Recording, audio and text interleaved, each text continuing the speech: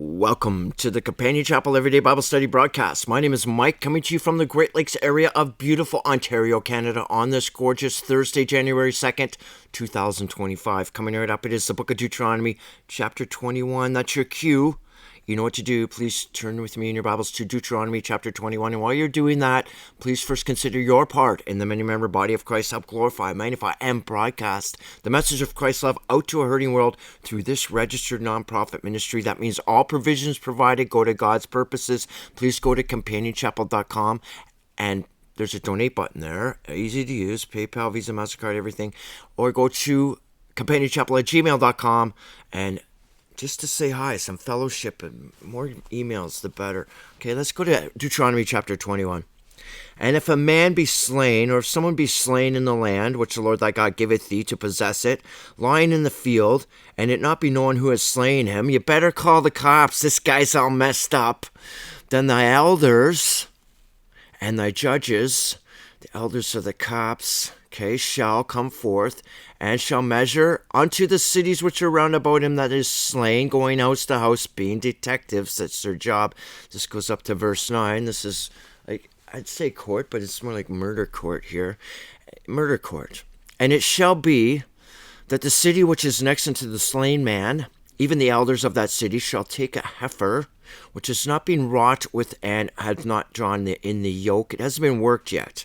And the elders of that city shall bring down the heifer into a rough valley, which is neither eared nor sown, and shall strike off the heifer's neck there in the valley. It's over for the heifer, okay? And the priests, the sons of Levi, shall come near. For them the Lord thy God hath chosen to minister unto him, and to bless the name of the Lord. And by their word shall every controversy and every stroke be tried. What's saying here is this is where court's going down. This is where they're going to gather. It's not in the middle of someone's field and the guys going, what's going on here? Like, you guys go play somewhere else. This is how they did it. Okay, and the elders of that city that are next to the slain man shall wash their hands over the heifer that is beheaded in the valley. So they took they sacrificed this heifer. And they shall answer and say, our hands have not shed this blood, neither have our eyes seen it. We didn't do this. Okay, we didn't kill this guy. All right. Be merciful, O Lord, unto thy people Israel, whom thou hast redeemed, and lay not innocent blood unto thy people of Israel's charge, and the blood shall be forgiven them, so that they shall put away the guilt of innocent blood from among you, when thou shalt do that which is right in the sight of the Lord. There's your, back then, as they were still traveling, they didn't have like a court building per se. They had the temple, which was up and down, but this was how they did it. When they found somebody as they were settling the area, that's how they did their court. Now we have buildings, and good luck in there. Try and stay out of them. Court buildings, that is. When thou goest forth to war against thine enemies, this is Deuteronomy chapter 21, verse 10, a new subject here. When you go to war against thine enemies, and the Lord thy God hath delivered them into thy hand, and thou hast taken them captive, and seest among the captives a beautiful woman, and hath a desire unto her, that thou wouldest have her to thy wife. You know, God knows what's in people's hearts, and this is the same as prayer. When you're saying your prayers, yeah, you can say them out loud if you want, but don't be a spectacle. You go somewhere private and shut the door and you say your prayers to God. God knows what's in your heart. You can't fool God. Okay, that's Hebrews chapter 4, and there's a great thread that runs through the Bible, through the Psalms. It's the same thing. He knows what's in your heart. So he knows, hey, these people are going to be attracted to these people. All right, this is just how it's going to go down. God knows through Moses. This is divine revelation, not man's imagination. Verse 12 of the great book of Deuteronomy chapter 21. Then thou shalt bring her home to thy house, and she shall shave her head and pare her nails, get her, I don't want to say cleaned up, but clean her up a little bit, and she shall put the raiment of her captivity from off of her, and shall remain in thy house, and she's going to mourn her father and her mother a full month, and after that thou shalt go in unto her, and be her husband, and she shall be thy wife, and it shall be, if thou have no delight in her, then thou shalt let her go, Whither she wants to go, just let her go. Okay, there's a divorce laws apply here, but thou shalt not sell her for money. Thou shalt not make her merchandise of her. Thou hast humbled her. The divorce laws apply here. Okay, so there you have that. Verse 15, if a man have two wives, one beloved and another hated, well, he obviously didn't hate her from the beginning, and they have borne him children, both the beloved and the hated. And this word hated is sane in the Hebrew. That's a personal hatred. What's going on here? The firstborn son of hers that was hated, sane, she doesn't, like, okay, how can you all of a sudden hate your wife? You're living in a household, you have two wives. Okay, you're only allowed to have one wife now. This was back then, okay, but it's just saying she doesn't like his stupid jokes he comes home with. Like, where have you been all day? And what's with his stupid jokes? He's supposed to be providing for the family. But the other wife just laughing her little head off with their frilly, lacy things and stuff. He finds her utterly unappealing. You know, you just like your mother. Okay, then, so what's being said here? What are you going to do with these two kids? Then it shall be when he maketh his sons to inherit, that's which he hath, he may not make the son of the beloved the firstborn, and the son of the hated, which is indeed the firstborn, but shall acknowledge the son of the hated for the firstborn by giving him a double portion of all that he has, for it is the beginning of his strength, is the right of the firstborn. There's your firstborn laws over again.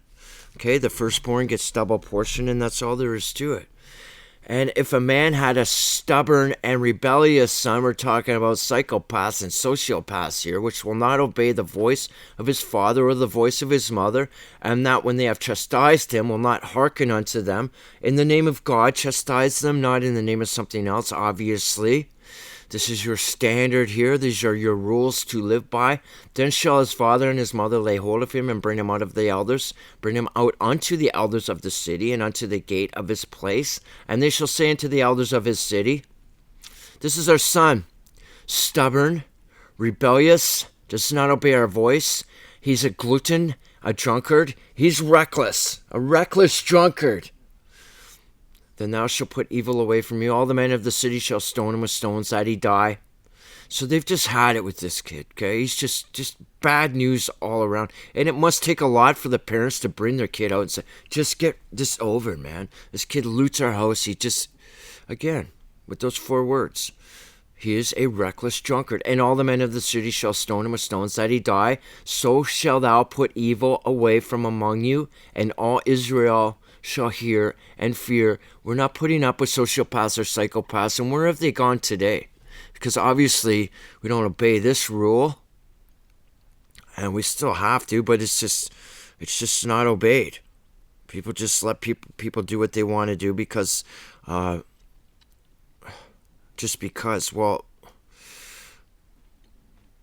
we just let these people become politicians and CEOs and prison cell inmates. And that's what happens with these people today. And it's a really dangerous thing. Let's go to 22. And if a man have committed a sin worthy of death, and he be put to death, and thou hang him on a tree, this is what they did, okay? So it was a public execution as a deterrent to others, as a protection of society, and to punish the offender, obviously. His body shall not remain all night upon the tree, but thou shalt in any wise bury him that day. For he that is hanged is accursed of God, that thy land be not defiled, which the Lord thy God giveth thee for an inheritance. Okay, like, has the Middle East ever seen peace since Jesus Christ or before Jesus Christ? Mankind has a 100% failure rate at governing ourselves. That's all there is to it. Just look at the planet Earth today. Look at 224, for example. Man, it's just a war zone.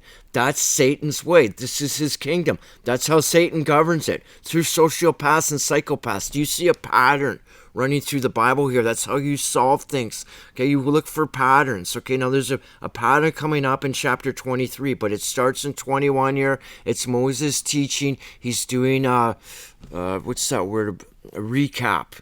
Okay, so we're in chapter 22 here.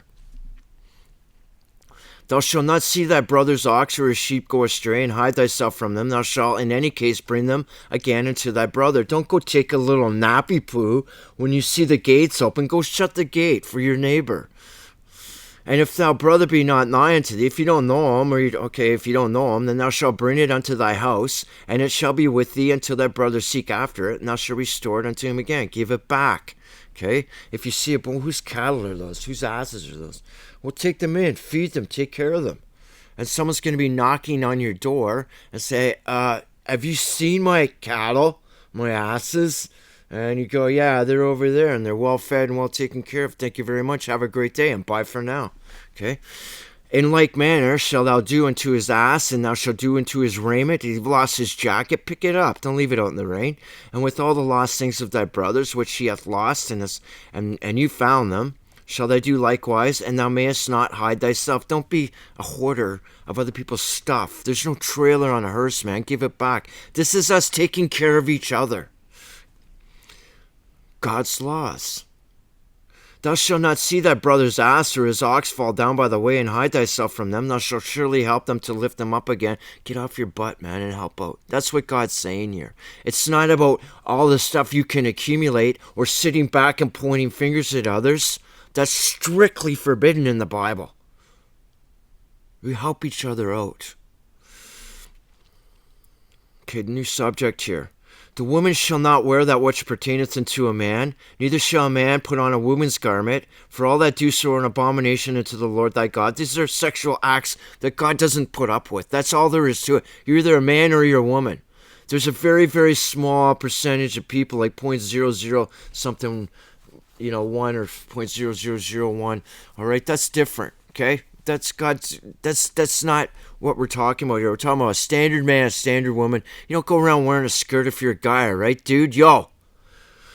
Okay, let's go on to something else. If a bird's nest chance before thee, okay, a bird's nest falls out of the tree and it's got eggs or it's got little ones, and the mama, called the dam here, is sitting upon the young or upon the eggs. Okay, thou shalt not take the dam and the young, because the mother's going to freak out and go for the eyeballs. Right? Just be careful. Watch your face. But thou shalt in any wise let the dam go, and take the young to thee. It may be well with thee that it mayest prolong thy days. This is how you treat a little bird's nest, right? It's how you treat God's creatures, God's life. And when thou buildest a new house, new subject here, but it's the same. Taking care of each other and your stuff. When thou buildest a new, and your neighbor's stuff, and Mother Nature's stuff, everything belongs to God. Do you get that? So give God thanks every night, all through the day, in the morning. When thou buildest a new house, then thou shalt make a battlement for thy roof, that thou not bring blood upon thy house. For if any man fall hence from thee, a battlement's like a little 3-4 foot wall around the top. The roofs were flat back then, and you build something around the edge of the roof so that no one's going to just tipsy-folly over. You're going to feel, hey, stop there. Don't go another step or you're going to hit the pavement. Okay, build a battlement up there. Do you get it? That's fine. Verse 9, thou shalt not sow thy vineyard with diverse seed, lest the fruit of thy seed which thou hast sown and the fruit of thy vineyard be defiled. Do you understand that? You have one seed, okay? You're planting grapes, you need one grape seed, okay? If you're planting whatever seed, fruit of thy vineyard. That's why I said grapes, because vineyard generally means grapes. Neither shall thou plow with an oxen and ass together, because they have a different gait. They walk different. Okay, they're going to be looking at each other like, yo, what's up?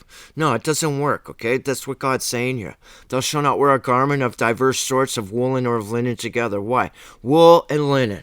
One's from an animal and one's from whatever, vegetable. Okay, animal and vegetable. Yeah, you don't put them together, and we know that from Revelation chapter 19, verse 8. Don't mix animal and vegetable together when you're wearing it, is what God is saying here. There's a more in-depth message here. I'm not getting into it, but you can kind of see it. Just keep yourself pure and clean in front of God, is what's being said here. Remember Revelation 19, verse 8. God says, no, you can't have an animal. Linen is used of divine righteousness and not to be mixed with an animal or fleshy labor. That's what's being said here.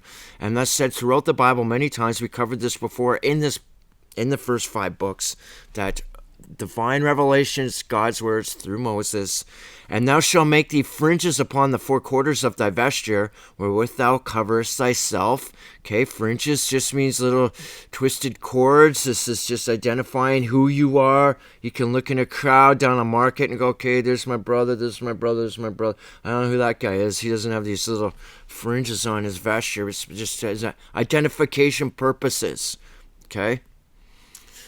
If any man take a wife and go in unto her and hate her, this nice guy, and give occasion of speak against her, and bring upon an evil name upon her, and say, I took this woman when I came to her, and I found her not a maid. She wasn't a virgin, like she said she was. Then shall the father of the damsel and her mother take and bring thee forth tokens of the damsel's virginity unto the elders of the city in the gate. And the damsel's father shall say unto the elders, I gave my daughter unto this man to wife, and he hates her. And lo, he hath given her occasion of speech against her, saying, I found not thy daughter a maid. And yet these are the tokens of my daughter's virginity, and they shall spread the cloth before the elders of the city. That's the bedsheet.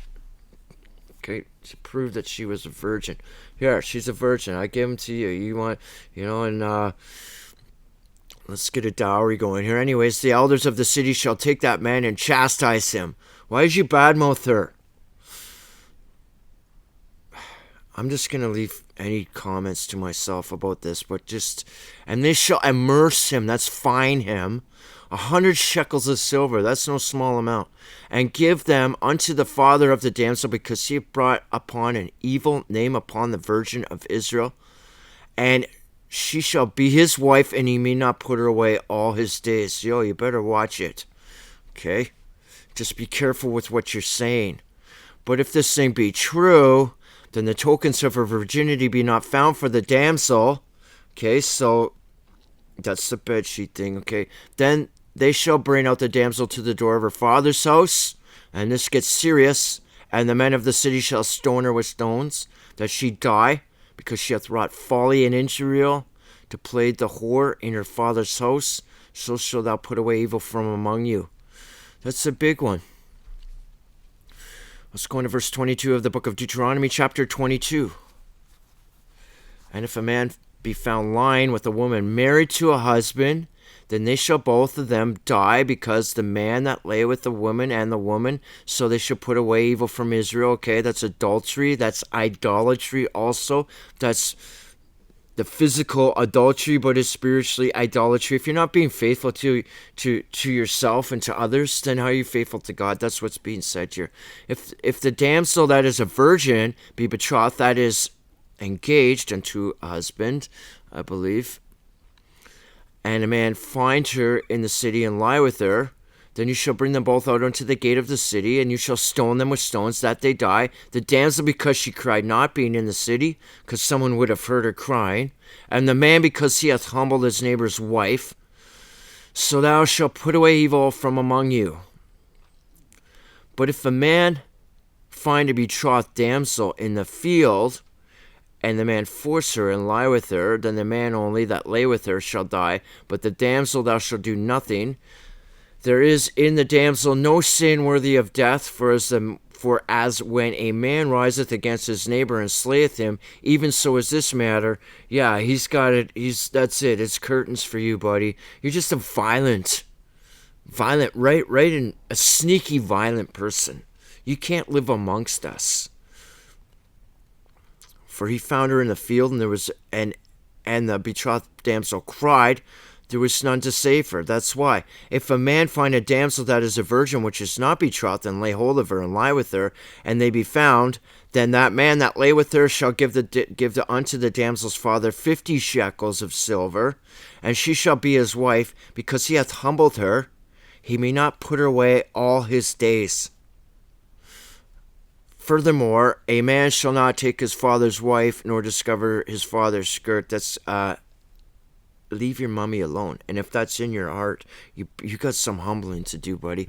Okay, let's go on to chapter 23 of this great book of Deuteronomy. He that is wounded in the stones, or hath his privy member cut off, that's his Okay, I'm not going to say, shall not enter into the congregation of the Lord. Remember what's going on here. Look for the pattern. Let's go back to 22 verse 5.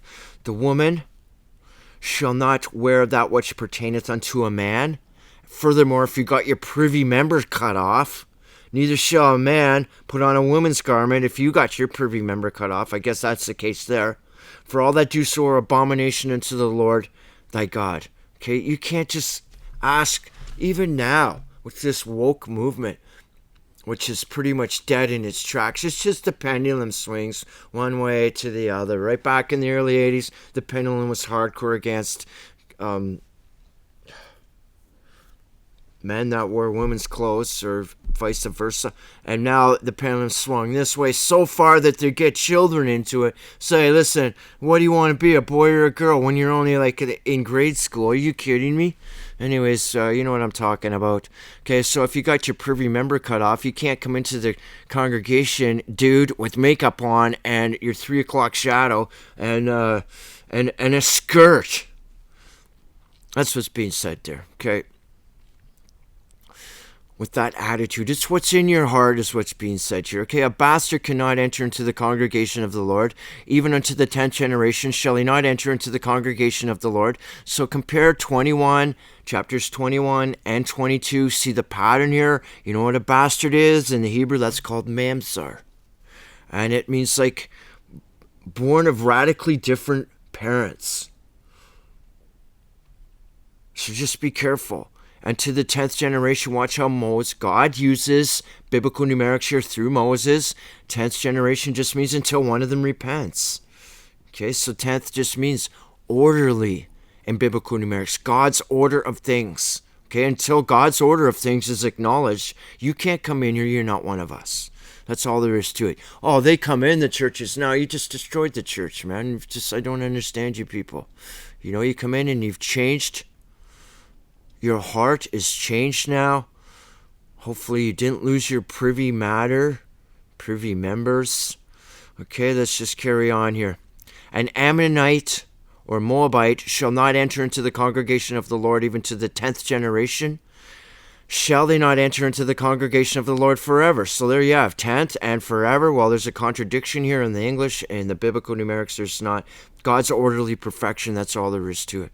Until you have God's orderly perfection in your heart, that means you're ready to learn this word here. This simple book, it's so easy to understand. That's all there is to it. You can't bring your ways into God's church, and that's all there is to it. And don't forget, what about Ruthie? Remember Ruth in a couple books? We're going to hit the book of Ruth, and she was a Moabite. Well, this was all the male Moabites here. They keep saying that this is strictly a masculine thing here. I doubt it. I think this is just strictly whomsoever will. Ruth's heart was changed. She had a good, clean heart, and she's in the genealogy of Jesus Christ. So what do you guys say now?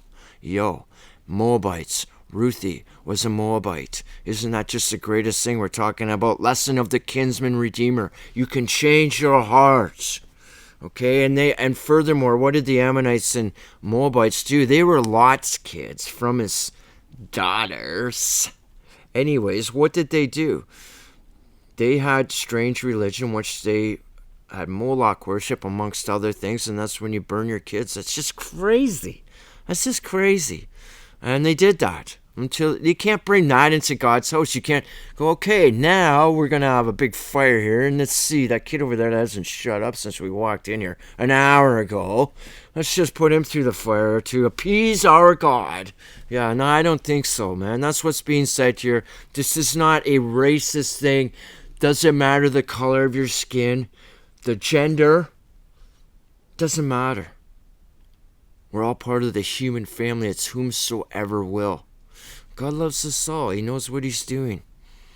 Let's go to verse 4 here. Because they met you not with bread and with water in the way, the Ammonites and the Moabites. Okay, when you guys were tripping around to the promised land, when you came forth out of Egypt, and because they hired against the Balaam. There's Balaam. His name's in the Bible over 60 times. The son of Beor, of Pethor, of Mesopotamia, to curse thee. Remember, we finally find out that Balaam, didn't go against God, but eventually he did because he was a seer or diviner. And what did he do? He tempted the men of the Exodus with strange heathen women. Balaam died fighting against Israel. Let's just go to verse 5 here. Nevertheless, the Lord thy God would not hearken unto Balaam, but the Lord thy God turned the curse into a blessing unto thee, because the Lord thy God loved thee. You guys won the war. Do you get it? That's the blessing. The curse was a moral curse, which is adultery and idolatry, and that's what they did. And that came from Balaam. Say, look at these girls over here. Hey, how's it going? What's up? Yo, we've been with these girls for 40 years. Are we there yet? Are we there yet? Anyways, that's what happened. Thou shalt not seek their peace, nor their prosperity all thy days forever. What is their peace and prosperity? Who cares? You don't want to live like them. Thou shalt not abhor the Edomite, for he is thy brother. Edom and Jacob. Esau is Edom. Okay, do you get that? It means rouge, red. The red nations. Russia. For he is thy brother. Thou shalt not abhor an Egyptian, because thou wast a stranger in his land. We weren't their brothers, we were strangers. Well, we were brothers as far as the human families, a few human families concerned, because Hagar was an Egyptian, right, Abraham? Remember Hagar and Ishmael? Oh, the Ishmaelites, all the Egyptians. They're all the, what do you call those? I don't want to say those people, but what do you call them? Arabs. Arab nations. The children that are begotten of them shall enter into the congregation of the Lord of their third generation. Yeah, what's third mean? Third means 1, 2, 3. They've done a full circle. They were born into heathenism. They found out about Lord Jesus Christ. They found out about God, about this book, maybe before Jesus Christ came and went. And they turned, and they were turned. They repented, and they've been instructed how to get back into harmony with God's universe. Third generation, using biblical numerics there again. Okay, verse 9 of the great book of Deuteronomy, chapter 23. When the host goeth forth against thine enemies, and keep thee from every wicked thing. Okay, the host is the army. If there be among you any man that is not clean by reason of uncleanliness, that chanceth him by night, then shall he go abroad out of the camp. He shall not come within the camp. But it shall be, when evening cometh on, he shall wash himself with water, and when the sun go down, he shall come back into the camp. Okay, so just the key to understanding that is chanceth him by night. Okay, your body's not an amusement park. Anyways, let's just go to verse 12 here. Thou shalt have a place also without the camp, whither thou shalt go forth abroad. That's the latrine, talking about going to the bathroom here. And thou shalt have a paddle upon thy weapon. And it shall be, when thou wilt ease thyself abroad, thou shalt dig there with, and thou shalt turn back and cover that which cometh from thee. Cover up your jobbies. For the Lord thy God walketh in the midst of thy camp to deliver thee and give thee up thy enemies before thee. Therefore shall thy camp be holy, and he that see no unclean thing in thee, and turn away from thee.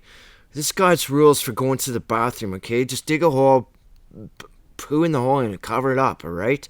Thou shalt not deliver unto his master the servant which is escaped from his master unto thee. He shall dwell with thee, even among you, in that place which he shall choose in one of thy gates, where he likes it the best. Thou shalt not oppress him, if he believes as you believe. Okay, so we have to put everything into perspective here. This guy was being oppressed. He took off. He came. Hey, will you guys take me in? And yeah, it's all good. Okay, he's not bringing his Moloch worship with him. That's what burning little kids is and everything else. That these people were just brutal. Absolutely brutal. There shall be no whore of the daughters of Israel, nor sodomite of the sons of Israel. Those are two very similar words. One is kadeshah for girls, and one is kadesh for men. And when we talk about Sodom, this is just morally corrupt people. Thou shalt not bring the hire of a whore. or the price of a dog into the house of the Lord thy God for any vow. For even both these are an abomination unto the Lord thy God. This word whore is even a different word. This word is like a prostitute, zone. Different word here. Dog is, it's one of the most derogatory things you can call a person back then. Now it's not as bad, but back then it was derogatory because they're morally filthy. Look where they stick their noses when they meet each other, right up each other's butt. Like they're just, it's the position in which the prostitute takes, okay?